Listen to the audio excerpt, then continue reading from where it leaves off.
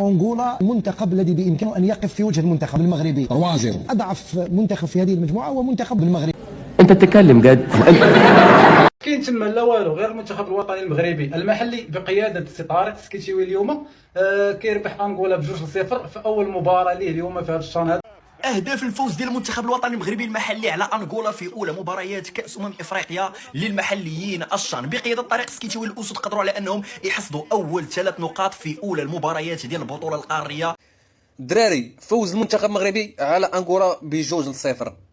واش شفتوا الهدف اللي ماركاو المنتخب المغربي اليوم ولا ما شفتوش؟ الهدف رائع، ولكن الاسيست غايه في الجمال. ترى من شي كوكب واحد اخر حريمات راه بزاف اخويا، وليش نقولوا شي حريمات ولا بيدرياس. ترى السيد راه بزاف معلي النيفو، تبارك الله عليه اخويا. خصو يكون في المنتخب الاول، تبارك الله اخويا. الكره كي دايره كيفرجك الصراحه، تبارك الله عليه. مبروك للمنتخب الوطني المغربي المحلي الذي انتصر اليوم بثنائي نظيفه على منتخب انغولا بقياده المدرب المغربي طارق سكيتشيوي الذي صنع. بلاش اول حاجه نهضروا على السكيتشيوي. اللي كيقول لك السكيتشيوي ماشي مدرب خصو اعاده نظر في حياته، حيت هذا السيد هذا باقل التكاليف يعني اللاعبيه كاملين اللي غادي يكون معاه في هذا الشان هذا راه اغلبيه ديالهم التحقوا بالفرق ديالهم.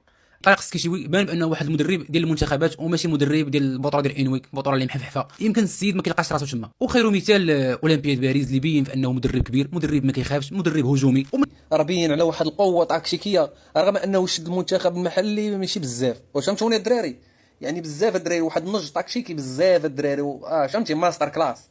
المجد في اولمبياد باريس مع المنتخب الاولمبي، واليوم مع المنتخب المحلي. شفنا منتخب صراحه منظم، منتخب كان اداء جميل خاصه على مستوى الدفاع. الكرات الرائعه اللي كانت في ظهر المدافع. المرشحين شي المرشح الاول انغولا غدا من لاعبين للاعبين كبار ولا حتى اللي يلعبوا المحترفين في اوروبا، عندهم ضغط كبير.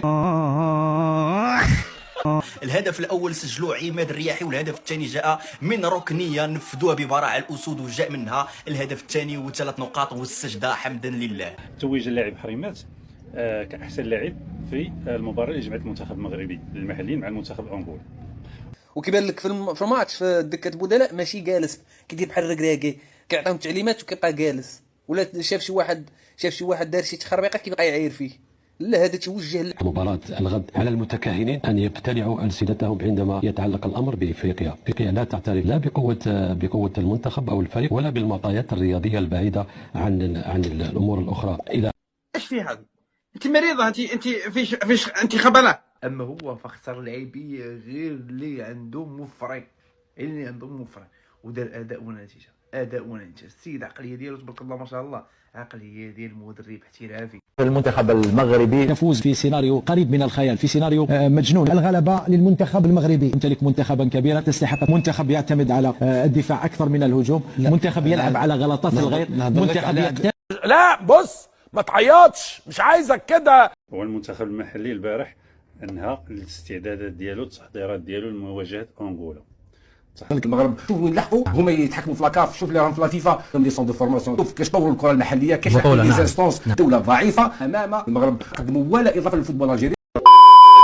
سكيتشيوي كيبقى مدرب كبير، مدرب العقليه ديالو كبيره تبارك الله، عقليه احترافيه، عقليه مدرب ديال الهجوم ماشي ديال الدفاع. يمكن باش تلعب منافسه كما هذه قاريه لازم تكون عندك فايده. هنا ما كاش. لو نشوفوا ولماذا نشارك في المباراة القادمة سيكون ضغط كبير على المنتخب الوطني المغربي. لو انتصر في المباراة القادمة فأكيد سيضمن بشكل كبير التأهل إلى الدور القادم. نتمنى إن شاء الله بحول الله التوفيق. أسيدي وقفوا لنا البطولة. علاش؟ البطولة أصلا واقفة وبغني يأجلوها على قبال المنتخب المحلي. أنا مع زيد رضوان، تحكم القارات كاع في اوروبا ولا في امريكا ولا في اسيا، كان هذه الشان ديالهم ما كانش تاع المحليين غير موجوده. نظن باللي هذا لا كوب دافريك تاع المحلي لوكو، انا بالنسبه لي ما عندها حتى فايده. اسمع، تراك وصلت معي الى هنا، تراك وصلت معي الى قصاي.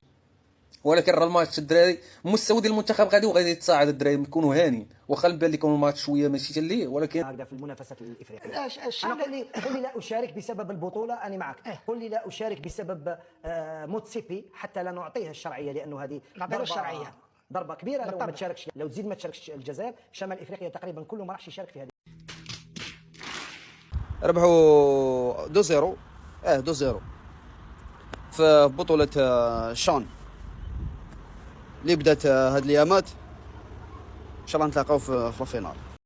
امشي غور، امشي يصعدوا يعاودوا يرجعوا، هذا يعيطوا لهم دي تروتينات. منتخبا عملاقا في القاره السمراء يقترح على اخطاء الفرق المنافسه. عقليه المدرب ديال انه يجيب النقاط ديالو 3، ماشي انه يفكر في التعادل ولا يفكر غير شي مرتده يجيب بها البيت ويرجع له.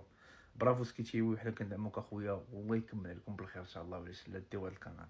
وين نشوفوا المغرب؟ شوف تسارع تطور هو الجيران، وين حنا بقينا ديزانفراسيون ما كاش، نفس الانتهازيين، الكلام الشعبوي، اصحاب المصالح هما الذين يعني يسيطرون على المنظومه الكرويه، محاربه الكفاء والنزهاء من الناس، واليوم الفوضى العارمه اللي ولات. من جهه اخرى كنحلف لكم بالله الدراري غادي يسالي كاس افريقيا هذا طارق سكيشيوي مدربا للمنتخب الوطني المونديال 2026.